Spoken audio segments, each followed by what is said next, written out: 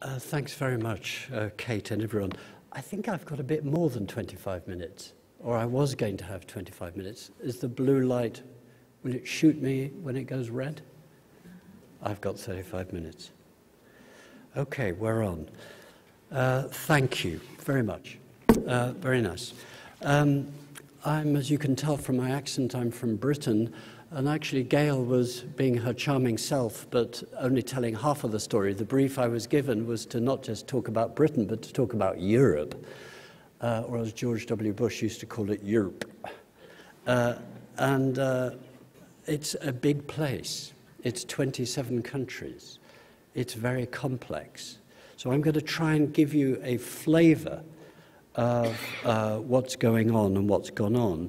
I'm going to talk about policy, who's engaged in it, but in particular the story I'm going to tell you is one of trying to deal with the tensions that we heard about yesterday. Do we rely upon choice, or do we choice edit? Do we get companies to decarbonize, take water out of systems before consumers get it, or do you put the responsibility on the consumer for sustainability? Do we talk about sustainable foods, or do we talk about sustainable diets? Do we talk about systems, or do we talk about individuals making rational choices and go the behavioral economics route? I'm going to talk about actors in the system, but the big story I'm going to be talking about is how do we address complexity and how do we redefine progress. Now, I've done a lot of slides. I'm going to go through them quite fast, but I've done them deliberately so that there are web links and things like that. They're available for you if you want to follow up. This is the big picture. We know, we heard it yesterday, the food system's in trouble. We also know now there were huge advances, let's forget, compared to 1900 in 2013. Huge amounts of food are being produced, more people being fed, better, longer life expectancy, etc. But we now know the costs, and we know this weird world of where the entire effort to try and produce more food was about resolving hunger, and now we've got more people obese and overweight on the planet, and indeed in the US, than there are suffering hunger. And so we've got this weird world of under, mal, and overconsumption at the same time. The notion of sustainable diets, wonderful though I think Kate is and Joan is, and Gail was right to refer to your seminal paper, she's smiling. Actually, this is an old argument. It's a very old argument indeed. It goes back to Malthus. It's about living within environmental limits, and it's also about saying what's a good food system, and it's also about what is progress.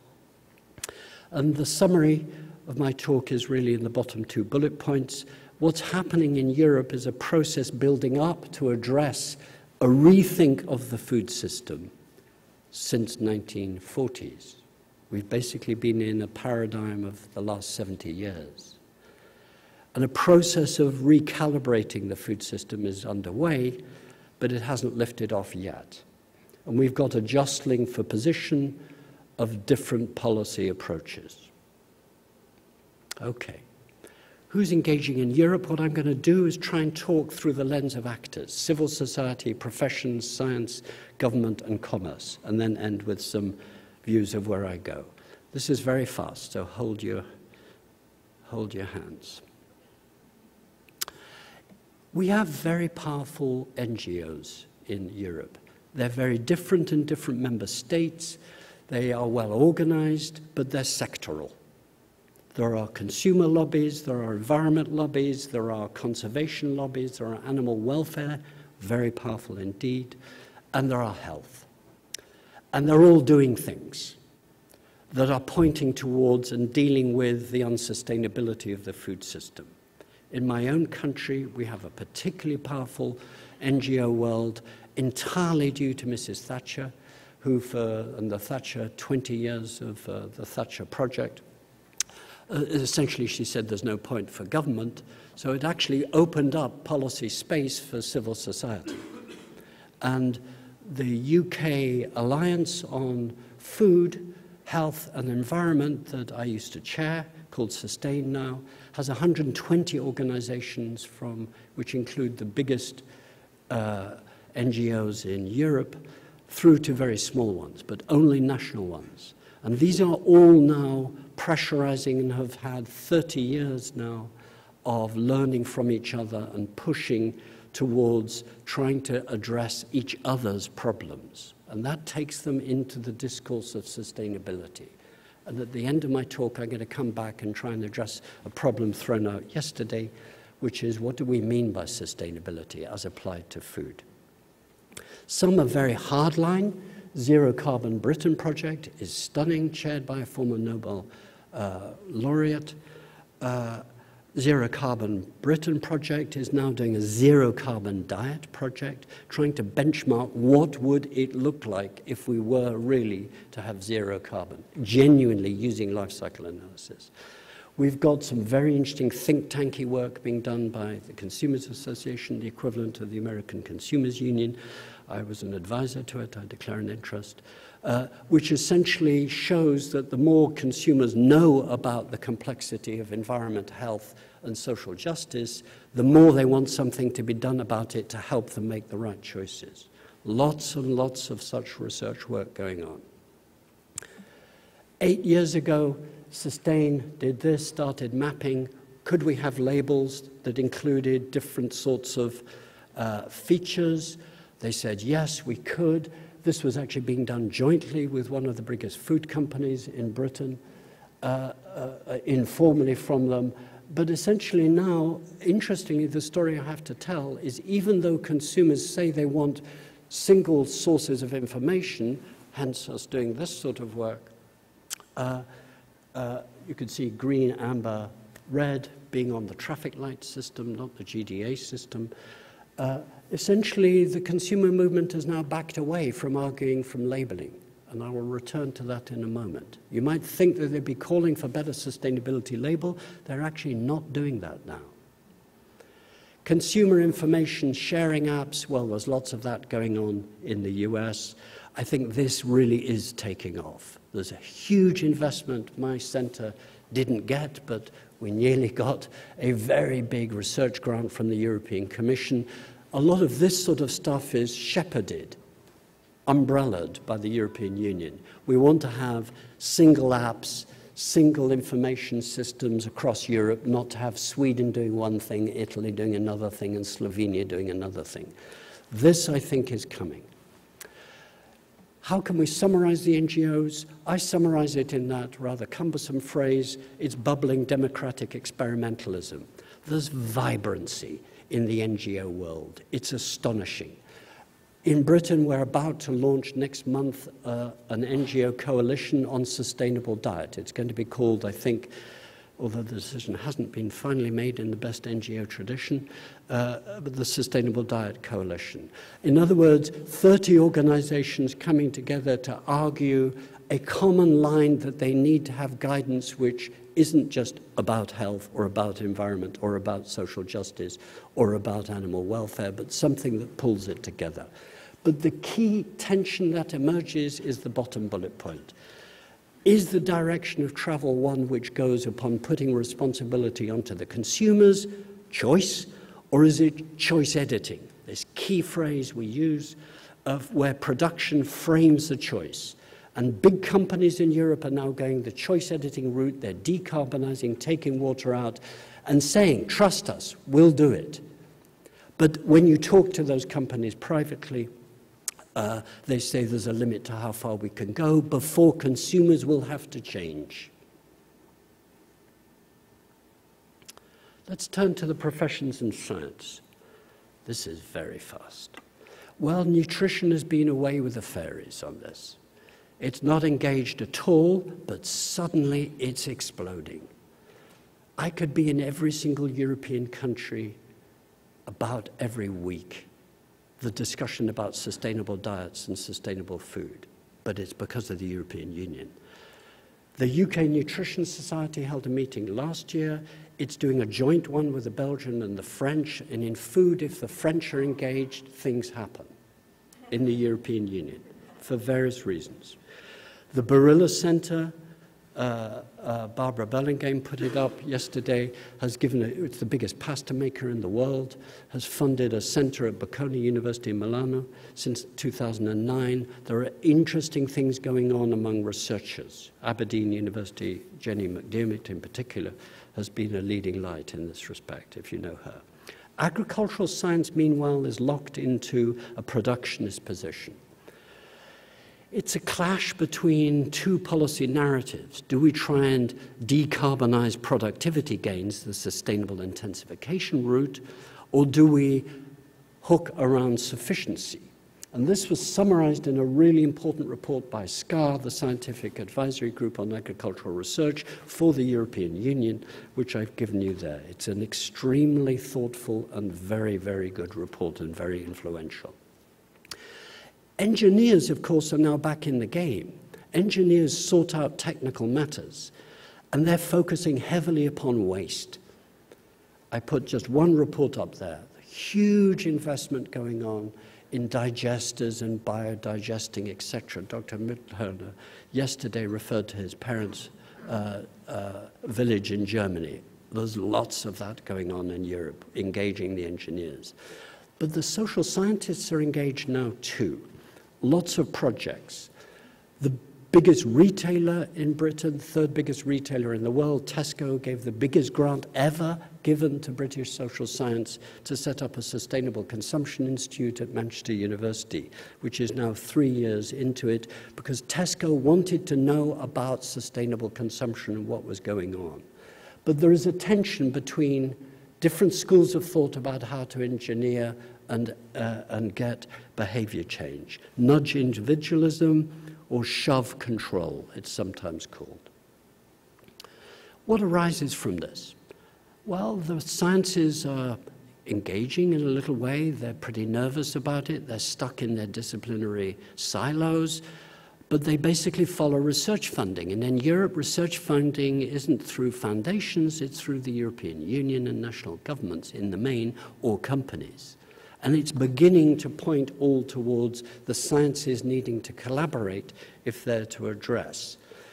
But the main key thing, I think, is the second bullet from the bottom, and the British, to some extent, architected that, which is that we're thinking about sustainable foods through the lens of low carbon but healthy, carbon-calorie connections. But we don't have an equivalent for sustainable diets of the Euro diet process, a 2-year process to try and get all the member states to consolidate and coalesce their dietary guidelines. And I think that's what is needed, and the Commission is beginning to talk about it. Companies. They're heavily focusing, as we heard yesterday, upon LCA. But actually, when you look at the European companies, they're doing a lot more than that. In Europe, the Sustainable Agriculture Initiative was launched. It's gone beyond Europe. The B30 group is beyond Europe, but these are big players in Europe. The international companies are engaging for their own business purposes. And this is reshaping the dangerousness with which the frisson with which sustainable diets was initially grouped. If PepsiCo is interested in sustainability, is it that dangerous? Looking long term. And all these companies are looking long term. But, the bottom bullet line, they're looking at products, their products. They're not looking at overall diets. They're decarbonizing their product. It makes sense, carbon is oil is expensive, but they're not looking at the overall population sustainability of diets. But they're beginning to think about it.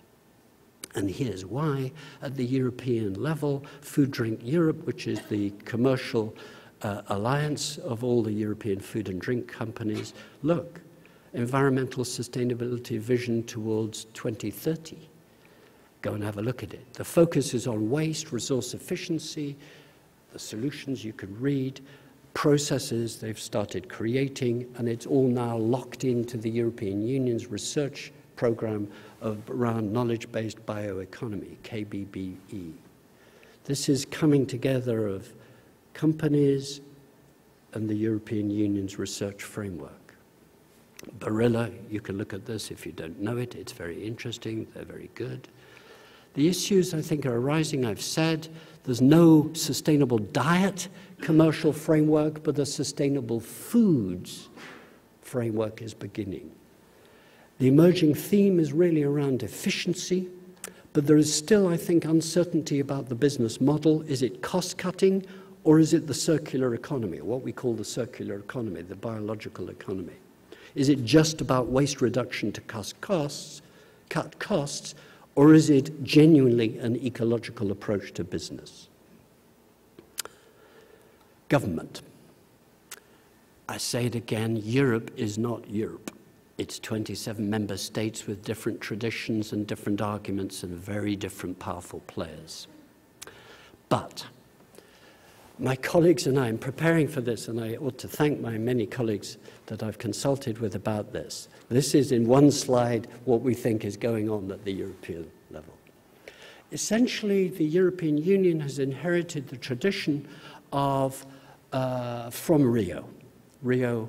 The United Nations Conference on Environment and Development, 1992, and the European Union at Rio basically offered to run with sustainability and the economy. And the Swedes offered new members, relatively new members of the European Union, offered to lead it. I'll return to Sweden shortly. But it essentially was consolidated at Joburg in 2002, the CSD, and then obviously more recently in 2012 at Rio Plus 20. But the focus that people like me ask, why is the fixation on life cycle analysis? Well, it comes from this, actually. That's where this thinking emerged. It didn't emerge from science, it emerged from the thinking about how do we produce new matrices because we've got to address the environmental harms caused by food. The second issue is the common agricultural policy. This is the biggest agricultural policy in the world. It dominates European Union's budgets. It accounts for 40% about, no longer half, it's dropping. But there's been a huge shift in the last 10 years from funding farmers to exist and funding farmers to exist by paying them for overproduction to paying them now for environmental goods. And that shift, what we call from Pillar 1 to Pillar 2, is now the framework which is aligning with sustainability of food, with one major and incredibly important fault line, which is that farmers are being paid for environmental goods not to grow food, rather than building environmentalism into how they grow food.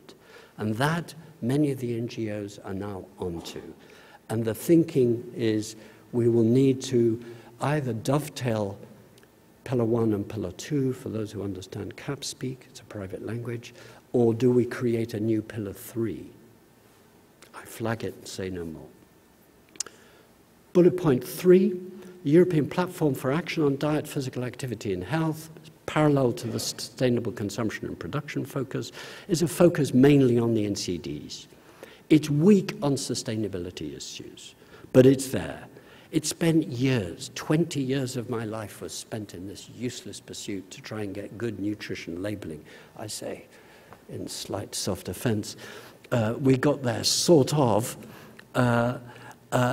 Do we really? That's why NGOs in particular, many scientists don't want to go down the route of sustainable labeling, because it would take 3 decades. We haven't got time. If you read the water and the climate change data, can we wait for labeling to be the source of behavior change? I'm not saying we shouldn't have it, but really, is it good enough? The very interesting is the 4th bullet point, the integrated product policy, IPP, which is essentially focusing increasingly on waste. And so essentially, the 5th bullet point is summarizing it. The European Union's approaches really are around redefining efficiency as about reducing carbon and reducing waste. I think in the recent 5 years, my colleagues and I have argued about this, but essentially I think there is a new phase. We're just entering a phase, a shift in phase. But the phase we're leaving is what I've been talking about, sustainable consumption and production. In Europe, it's just known as SCP. And you can see some there. The second bullet point, a study was done. Should we do an eco-label? I didn't think it was quite a nice study, but I think it was flawed from the beginning because essentially it said, could we start with sustainability by using the organic food label, which Europe has, and widen it to other criteria? Well, I wouldn't have started there, frankly. But the result of it was that the eco-label extension to sustainability was dropped. But a process of the European was created of Food, Drink Europe, etc., of creating the European Food Sustainable Consumption and Production Roundtable. Europe likes to get round tables. Everyone sat round the table. It's a consensual exercise. This is the European democratic political process. It's the culture that we have in Brussels. But this is being changed now by this. I think there's been a shift in the last 3 years, arguably in the last 2. If there is one document you should read, it's that top one, the Roadmap for a Resource-Efficient Europe. Food is an example in there. A BMW car is now designed to be recycled. How do we apply that thinking to food? Well, how do you? You've got to go systems thinking. You can't do it as just a product life cycle. You've got to think much bigger. But this building the single market for green products is still trying to ride 2 horses in midstream. It's trying to be a product focus, but also a total environmental focus. But we're working towards a sustainable food directive, which is going to come out this year. So there's going to be a new pan-European law on sustainable food this year. And it really was laid down with the roadmap. There's lots going on with regard from European policy for consumers. The Roadmap for Resource-Efficient Europe set milestones. I've referred to the SCAR third report. That's the academics, the Scientific Advisory Committee on Agricultural Research. You should have a look at that. You can see all of these things coming. In Europe, Europe Watchers, when you start getting communiques, and they're equivalent to a white paper, and reports, you know something's going to be happening. But we haven't had yet any focus on consumers. There's not been a Eurobarometer. That's our consumer polling system yet. I put a bid in for one, but it didn't get taken. How can we summarize this? The health role of the European Union, if you didn't know it, is restricted to information and education. So actually the European Union ought to be going down the label route, and it said no to that. But at the same time, it's shifting away from SCP, Sustainable Consumption and Production, to focusing on a life cycle analysis approach because they can address and provide metrics for carbon and waste. They're measurable. But the issues that Gail was referring to, the cultural issues, the social issues, are being left out. So sustainability is being defined narrowly as material things, not social and cultural things. And yet consumer behavior is surely important. Crucially, for Brussels watchers like myself and my colleagues, policy is being shaped more by DG Agri, that's our Ministry of Agriculture, thank you very much, than by consumption or health. DG Sanko is not really a player in this, it's DG Agri which is running it. At one level that's fantastic because they're powerful. They account for 40% of the budget of the European Union. So you say, great. But at the other hand, the environmental and sophistication and breadth is not being taken into a consumer perspective. Let's now look at to where the most interesting things for you have been. Here is the Swedish report. Second thing for you to read. Go and look at this. This is the best attempt to produce anywhere on the planet sustainable dietary guidelines. I've put it there. There it is. That's the front page. Essentially, it was excellent. Lots of very interesting things. We can talk about it if you want. All the consumer environmental protection and the National Food Administration coalesced it all together. It dealt with all the key foods that Swedes eat and said, what's the environmentally conscious, sound way to go? They sent it to the European Food Safety Authority for approval at the European Union level. Well, I won't say in front of cameras what went on, but there was skullduggery, and 2 years later it was withdrawn as being anti the single market. The argument officially said was that by recommending seasonality as a thing that consumers should take seriously, if I want to eat strawberries out of season, they're flown from Mexico or grown under oil-fired power stations in plastic greenhouses. I may have a British strawberry. I can get them 10 months in the year, but their carbon footprint is massive. It's a strawberry, but it's high carbon as opposed to low carbon. So the Swedes said, eat seasonally and there's less carbon input. And that was deemed to be anti-competitive within the single market. A lot of Northern European countries have been going down the what do we do about sustainable diets, sustainable foods. I've listed them here rather than go through them. They're very interesting, all worth looking at.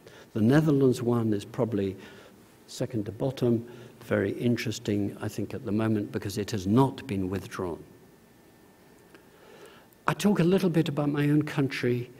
Really, we started our own debates with this document, 2 documents actually. It's very interesting, I would say that. I was an advisor to it. A very interesting process. The first review of British food policies since Second World War II essentially concluded we have to have low carbon and healthy as the way to go. A new framework for British business. And that really essentially led to, I'll skip that, it led to this. A very, and forgive the intensity of this slide, but for those who want to follow it up, I've laboriously put in all the web links. Essentially, a process went where the British Cabinet Office, that's the central government, said we've got to shift how we deal with food to address these time bombs of health and environment. At the same time, we set in law, the only country in the world to set in law a Climate Change Act, a carbon reduction target of 80% reduction by 2050. It is legally binding, and the new government has not withdrawn that. You have to therefore address food. You cannot deal with 80% carbon reduction in any country unless you are dealing with the food system. So we have this lever which is altering everything.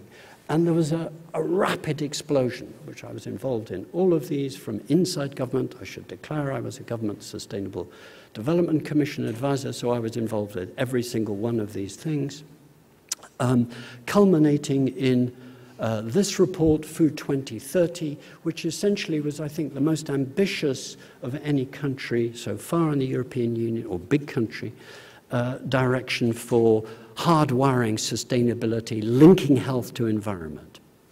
And my own report setting the table there was a catalyst in that process. But now it's different. We have a new government, and it's being closed down, basically. Except it isn't being closed down because companies are pushing for it still to happen. So the new government, although it abolished, withdrew all the broad framework thinking, then had to start up under company pressure a green food project. And if you go and have a look at that, you'll see all these same arguments are coming back, but in a different form.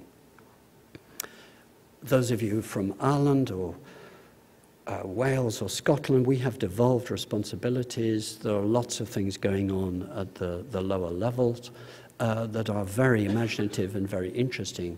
Scotland in particular is worth looking at. The second bullet point down on Scotland, for those of you who are interested in that, it's a particularly progressive document. And the Scottish government is taking it seriously, but it's only 4 million people. Let's press on. Now, I'd like to, my 6 minutes left, I've tried to give you a picture. Lots of things going on. In typical European way, it appears messy. Different levels, different actors, different forces, steps forward, steps back, steps sideways. Welcome to the world of food policy. It's not a rational, straight line progress.